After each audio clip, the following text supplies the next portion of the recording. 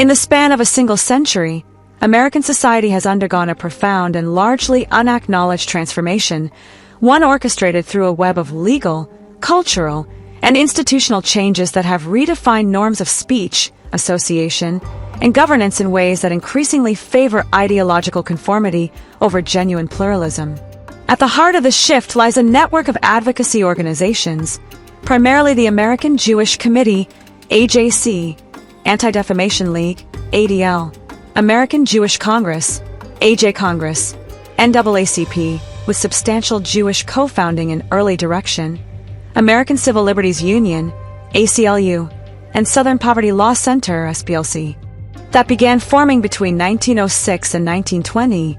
These groups have not only drafted foundational statutes like the Civil Rights Act of 1964 and hate crime enhancements adopted in 46 states, but have also embedded themselves as the perpetual interpreters and enforcers of these laws, often expanding their scope far beyond original legislative intent to serve narrow ideological agendas.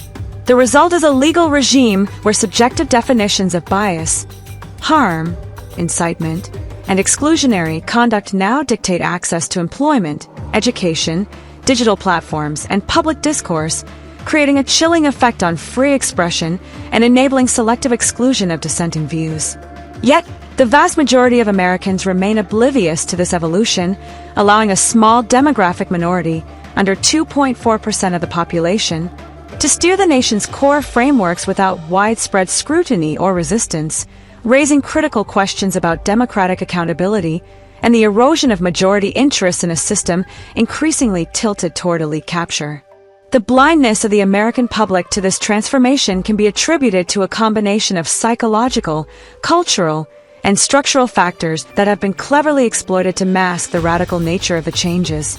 First, the shifts were incremental and framed in morally unassailable terms: ending discrimination, protecting the vulnerable, promoting equality.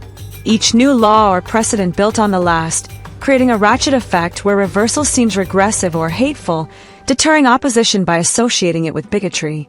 The average citizen, preoccupied with daily life, trusts that institutions like courts and legislatures act in the collective interest, unaware that the same organizations drafting the laws also supply the definitions and training that guide their application, such as ADL programs that have influenced over 500,000 law enforcement officers, embedding biased metrics into official responses. This trust is compounded by media amplification. Narratives from these groups dominate coverage, portraying opposition as extremism while downplaying the expansive reach of terms like hostile environment or bias incident, which now encompass everything from gender-critical speech to historical symbols. Psychologically, cognitive dissonance plays a role.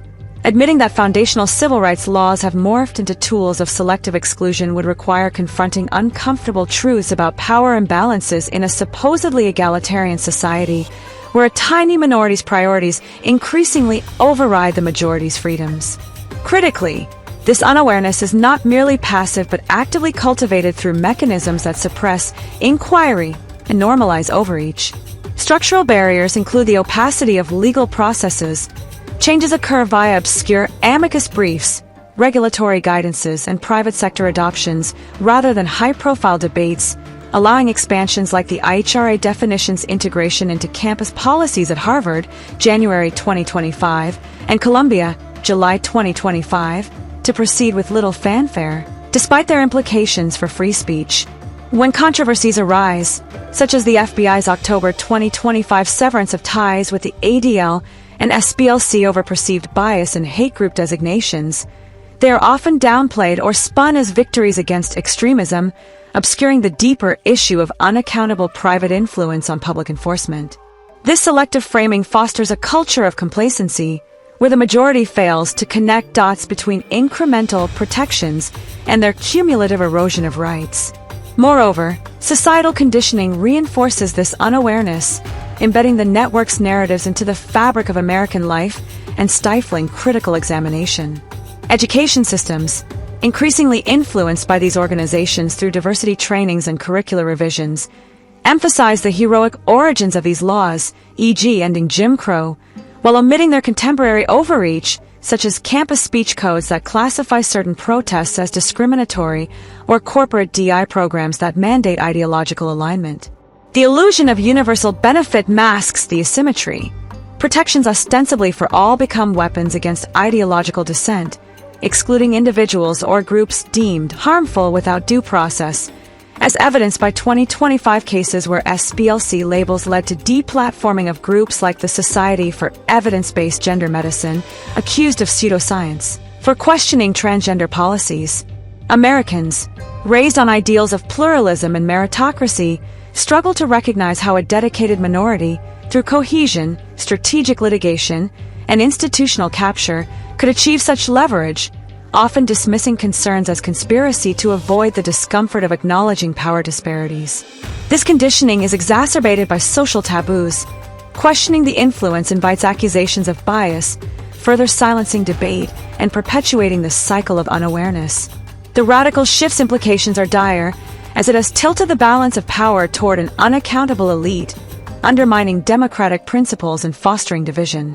Laws once aimed at equality now enable selective censorship and exclusion, with terms like incitement or bias applied subjectively to suppress viewpoints on topics from immigration to gender, as seen in the January 2025 federal vacatur of Biden's Title IX expansions, which critics argued overreached into speech and privacy. This not only chills free expression, but erodes trust in institutions perceived as captured, fueling polarization and backlash. Reversing this transformation requires deliberate, multi-pronged steps rooted in awareness, legal reform, and cultural reclamation, demanding courage to confront entrenched power. First, foster public education through independent research and alternative media. Encourage grassroots analyses of how laws like Title VI have expanded from subversive anti-segregation tools to mechanisms for policing speech, using open-source data on litigation patterns and organizational funding to reveal the ratchet's mechanics. Demand transparency and advocacy influence. Petition for disclosures on who drafts model bills and model statutes, who trains enforcers like police or HR departments, and who funds these efforts, exposing the feedback loop where creators become perpetual arbiters and highlighting conflicts like the ADL's dual role in advocacy and enforcement. Second, pursue legislative and judicial countermeasures to dismantle the overreach. Advocate for sunset clauses on expansive statutes, requiring periodic review and public vote to prevent perpetual growth and force reevaluation of doctrines like disparate impact. Challenge precedents through targeted lawsuits, such as those contesting IHRA applications as free speech violations in new state adoptions or SPLC designations as defamatory, building on 2025 controversies where groups rejected hate labels as baseless. Support state-level reforms to decouple law enforcement from private training programs, replacing them with neutral, publicly accountable alternatives that prioritize constitutional rights over subjective bias metrics. Politically, form coalitions across ideologies to highlight shared harms, conservatives decrying speech suppression in academia, liberals noting overreach on progressive dissent like gender debates, building momentum for amendments that restore original statutory intent and limit interpretive expansions. Finally, cultivate cultural resistance to reclaim societal norms from institutional capture, promote critical thinking in schools and communities about the evolution of anti-discrimination into exclusionary tools, emphasizing how subjective terms like incitement now bar access to jobs, platforms, and discourse, and encourage curricula that teach the full history of these laws' metamorphosis. Encourage digital alternatives to mainstream tech giants, reducing reliance on corporate enforcers beholden to these definitions by supporting decentralized platforms and open-source tools that prioritize free expression. Through sustained awareness and action, the ratchet can be unwound, restoring a legal landscape where equality means protection for all, not selective power for a few. The window for reversal narrows daily, but recognition is the first step toward reclaiming a truly pluralistic society, one where majorities are not passively complicit in their own disempowerment. Conclusion: the disquieting realities of disproportionate influence and democratic imbalance. The exploration of Jewish American influence on U.S. legal frameworks over a century lays bare a deeply disquieting reality. A demographic minority of just 2.4% has, through organizational prowess, professional overrepresentation, and strategic maneuvering imprinted its priorities on foundational laws like the Civil Rights Act of 1964 and modern IHRA adoptions, often at the expense of broader democratic equity and majority interests. While achievements in civil rights and anti-discrimination norms are undeniable, the scale of this leverage, 10 to 15% of lawyers and up to 19% of federal judges, raises sharp criticisms about whether pluralism has devolved into elite capture, where a cohesive group's agendas, from expansive hate crime definitions to Title IX expansions, override the diffuse will of a 98% non-Jewish majority. This asymmetry not only distorts policy but fosters resentment, as public unawareness of roles in drafting, litigating, and interpreting laws allows changes to unfold without consent, perpetuating a system where universal protections mask particularistic gains. This influence exploits democratic vulnerabilities, low public cognition, driven by technical opacity and cultural taboos against scrutiny, enables unchecked expansion of norms that chill speech and enforce conformity. Historical parallels, from medieval court Jews navigating power amid peril to post-colonial minority elites in divided societies, highlight the risks of such dynamics, where meritocratic success can shade into insularity, prioritizing group loyalty over national cohesion.